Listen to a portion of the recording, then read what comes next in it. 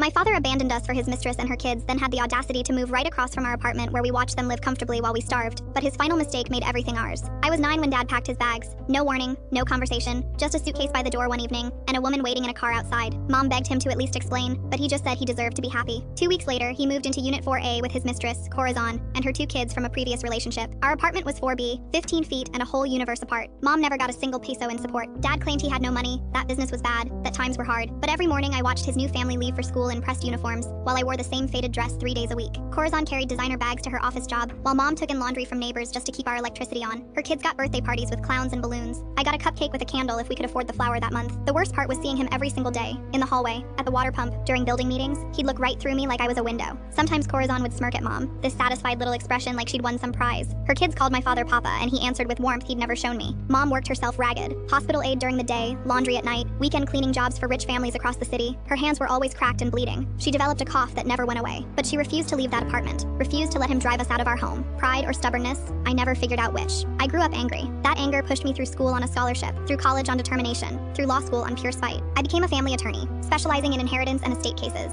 Every client who came through my door reminded me of Mom. I fought for them like I wished someone had fought for us. 15 years passed. Dad's hair went gray. Corazon got heavier. Her kids grew up and moved abroad for work, sending money back that funded vacations and new appliances. Meanwhile, Mom's cough got worse, and I covered her medical bills from my salary. The universe seemed committed to its unfairness. Then last March, Dad collapsed in the hallway. Heart attack, massive and sudden. Corazon was screaming for help, and I just stood in my doorway watching. The ambulance came too late. He was pronounced dead at the hospital an hour later. Corazon expected everything. The savings account he'd built over 15 years, the property he'd quietly purchased in the province, the insurance policy worth almost 2 million pesos. She walked into the bank the following week, ready to claim her life as a widow. But here's what 15 years of comfortable living made her forget. She was never his wife. They never married legally. She was just the woman he lived with, nothing more in the eyes of the law. Mom, however, was still Mrs. Rosario Villanueva, legal wife, never divorced because Dad never bothered with paperwork. He thought he'd live forever, that the details could wait, that nobody would ever challenge what he'd built with Corazon. I handled the estate case personally. Every document, every filing, every court appearance. Corazon tried to contest it, claiming common law rights, claiming she'd contributed to his assets. But 15 years of abandonment, 15 years of zero support, 15 years of documented neglect made the judge's decision simple. Everything went to Mom.